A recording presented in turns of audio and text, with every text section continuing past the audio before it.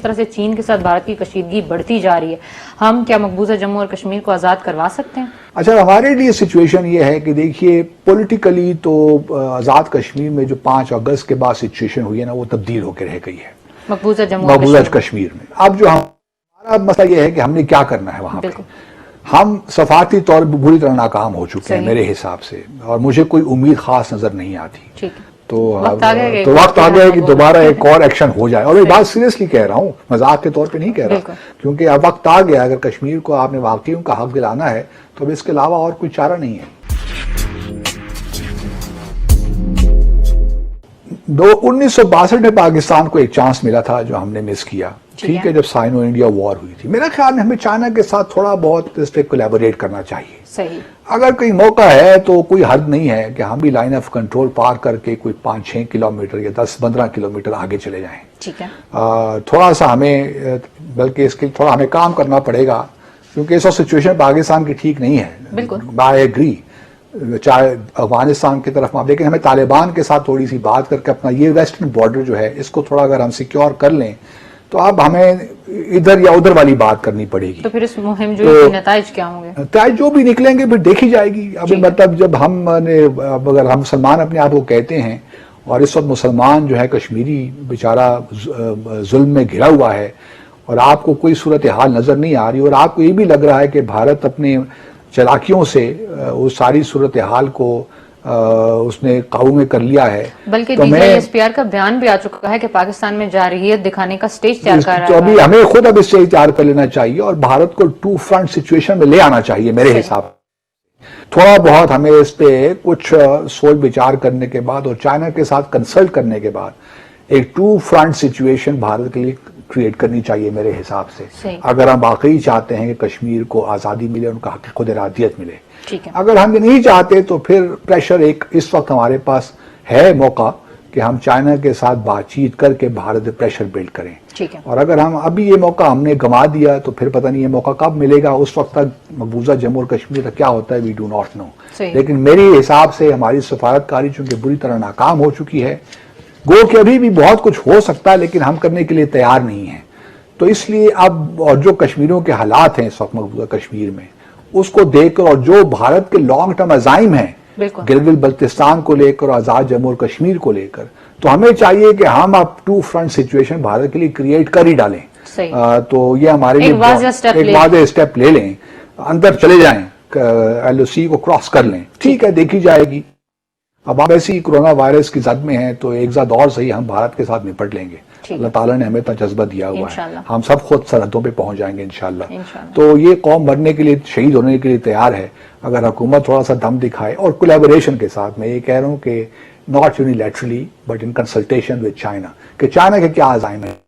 तो वक्त आ गया है कि दोबारा एक और एक्शन हो जाए, और मैं बात सीरियसली कह रहा हूँ, मजाक के तौर पे नहीं कह रहा, क्योंकि अब वक्त आ गया। अगर कश्मीर को आपने वाकई उनका हक दिलाना है तो अब इसके अलावा और कोई चारा नहीं है। पाकिस्तान और भारत में कशीदगी तो रोज़े अव्वल से जारी है, लेकिन अब भारत ने एक और तरह से जंग छेड़ने का मंसूबा बनाया है, जो कि हमारे DGISPR हमें एक बार पहले भी बता चुके हैं और इस बार भी उन्होंने एक नवीद दी है। तो सर, क्या अब पाक आर्मी इसमें इन्वॉल्व होगी और हमारे पास कोई नादिर मौका आया है? जिस तरह से चीन के साथ भारत की कशीदगी बढ़ती जा रही है, हम क्या मकबूजा जम्मू और कश्मीर को आज़ाद करवा सकते हैं?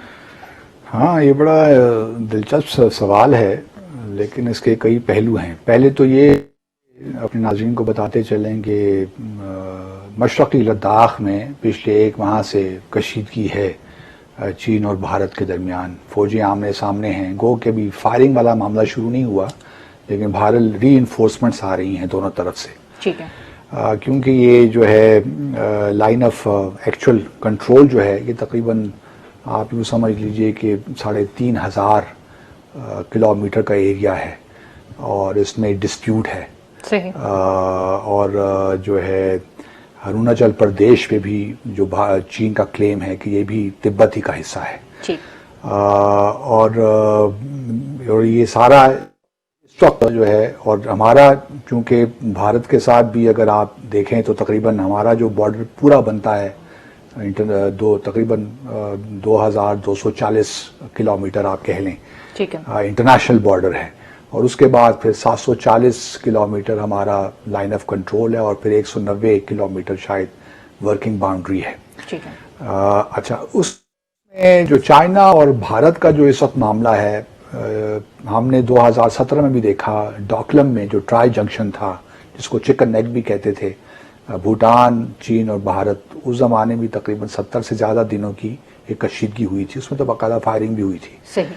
लेकिन यहाँ पे इस वक्त सूरत हाल जरा मुख्तलिफ है, यहाँ भी बहुत सख्त कशीदगी है और चीन इज डिटर्मिन्ड के, और चीन इस वक्त तकरीबन 40 से आप कह लीजिए 60 किलोमीटर मुख्तलिफ मकामात पे पॉइंट्स थे, उसने अंदर आ गया है वो लाइन ऑफ एक्चुअल कंट्रोल के इस तरफ। ठीक है। गो के एक लाइन ऑफ एक्चुअल कंट्रोल भी कोई सही मानों में उस तरह मार्क नहीं है, लेकिन भारत उसमें डिस्प्यूट रहता है। तो अब चीन ने, क्योंकि भारत का जैसे हमने लास्ट वीक भी डिस्कस किया था कि भारत की ख्वाहिश यही है कि किसी तरीके से जो BRI है और CPEC को थ्वाट किया जाए, इसको सबोताज किया जाए। उसकी वजह से वो वहां पे दौलत बेग इलाका है जो कि हमारे कराकोरम हाईवे से थोड़े से ही फासले पे है। ठीक है। तो दौलत बेग में इन्होंने कुछ कंस्ट्रक्शन वगैरह भारत ने की है। तो ये जो है, इस वजह से चीन को एक बड़ी इससे तशवीश पैदा हुई कि भारत चाहता क्या है। और भारत के अजाइम तो हम सब जानते हैं, वो एक बड़ा शातिर नेबर है हमारा, बल्कि अब तो सब नेबर्स जान गए हैं। मतलब अब उसने 3 तरफ से टक्कर ले ली है ना, नेपाल के साथ, चीन के साथ, पाकिस्तान के साथ, तो वैसे ही हमारे यहाँ भी है।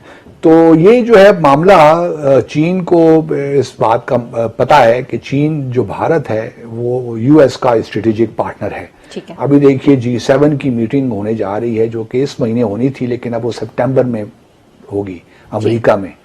और प्रेसिडेंट ट्रंप ने G7 के अलावा 4 और ममालिक को भी दावत दी है। उसमें साउथ कोरिया हैं, ऑस्ट्रेलिया, भारत और एक और मुल्क है, मुझे अब नाम भूल गया उसका, चौथे मुल्क का, लेकिन रशिया, इंडिया, साउथ कोरिया और तीसरे चौथा नाम क्या नाम लिया था, फिर भूल जाता हूँ चौथा नाम। चलिए आप ऑस्ट्रेलिया, रशिया और साउथ कोरिया और भारत, 4 कंट्रीज हैं। इसमें चीन को नहीं बुलाया प्रेसिडेंट ट्रंप ने, और उनको क्यों नहीं बुलाया, उसकी बड़ी वाज़ेह है कि भाई वो सारा इलेक्शन ही जो होगा नवंबर 3 को, वो एंटी चाइना पे स्लोगन होगा।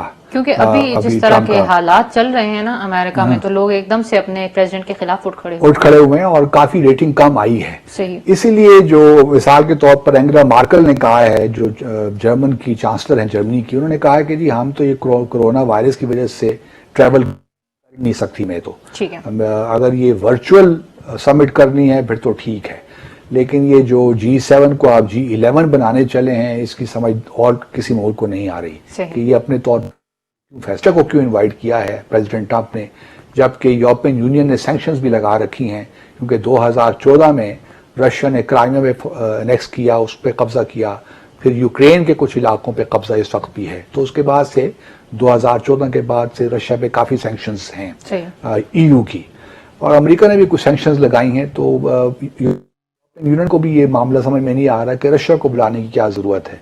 बाय द वे, रशिया एक जमाने में जिस G7 को G8 कहा करते थे, ठीक है, तो क्राइमिया के एनेक्सेशन के बाद इसको फिर दोबारा G7 कर दिया गया। पहले भी G7 था, फिर G8 हुआ, अब फिर G7 हो गया रशिया के निकलने के बाद। अब ट्रंप साहब इसको G11 में तब्दील करना चाह रहे हैं, क्योंकि ओबामा साहब ने G20 बनाई थी एक ऑर्गेनाइजेशन जो अभी तक काम कर रही है, उसकी मीटिंग्स भी होती रहती हैं, लेकिन ये अब इसको G11 कर रहे हैं। लेकिन ये समझ में नहीं आती कि चाइना को निकाल दें, जो कि इस वक्त दुनिया की एक सुपर पावर है, इकोनॉमिकली, मतलब हर दूसरा मुल्क, बल्कि हर मुल्क ही उस पर डिपेंडेंट है, तो उसके बगैर आप क्या डिस्कस करेंगे। तो उनको निकालना बड़ा वाज़ेह करता है कि ये एक किस्म का, और फिर रशिया का। अच्छा, दूसरी बड़ी इंटरेस्टिंग बात यह है कि भारत देखिए चाइना के साथ टक्कर नहीं ले सकता। ठीक है। चाइना के साथ उन्होंने पिछले दिनों उनके जो फॉरेन सेक्रेटरी हैं हर्ष श्रिंगला, उन्होंने वहां पे जो न्यू दिल्ली में रशिया के सफीर उनसे मुलाकात की है। अच्छा, हमारे लिए सिचुएशन ये है कि देखिए पॉलिटिकली तो आज़ाद कश्मीर में जो 5 अगस्त के बाद सिचुएशन हुई है ना, वो तब्दील होकर रह गई है मकबूजा कश्मीर में। अब जो हमारा मसला ये है कि हमने क्या करना है वहां पे। हम सफारती तौर पर बुरी तरह नाकाम हो चुके हैं मेरे हिसाब से, और मुझे कोई उम्मीद खास नजर नहीं आती। अब ले दे के एक ही तरीका है, बल्कि 2-3 तरीके रह गए। एक तो रेजिस्टेंस अंदर से हो रही है, हमें मालूम है, बिल्कुल हो रही है। पिछले हफ्ते हमने देखा कि कश्मीरी शहीद हो गए, तो वो अपनी रेजिस्टेंस जारी रखे हुए। उनको जब भी मौका मिलेगा मकबूजा जम्मू और कश्मीर के लोगों को बाहर आएंगे और सियासी तौर पे एहतजाज भी करेंगे और अपनी जो उनकी फ्रीडम जो स्ट्रगल है मिलिटरीली उसको भी वो जारी रखेंगे। बिल्कुल। 1962 में पाकिस्तान को एक चांस मिला था जो हमने मिस किया, ठीक है, जब साइनो इंडिया वॉर हुई थी। मेरे ख्याल में हमें चाइना के साथ थोड़ा बहुत इस पे कोलैबोरेट करना चाहिए। सही। अगर कहीं मौका है तो कोई हद नहीं है कि हम भी लाइन ऑफ कंट्रोल पार करके कोई 5-6 किलोमीटर या 10-15 किलोमीटर आगे चले जाएं। ठीक है। थोड़ा सा हमें बल्कि इसके थोड़ा हमें काम करना पड़ेगा क्योंकि ऐसा सिचुएशन पाकिस्तान की ठीक नहीं है। बिल्कुल। आई एग्री, चाहे अफगानिस्तान की तरफ आप, लेकिन हमें तालिबान के साथ थोड़ी सी बात करके अपना ये वेस्टर्न बॉर्डर जो है इसको थोड़ा अगर हम सिक्योर कर लें तो अब हमें इधर या उधर वाली बात करनी पड़ेगी।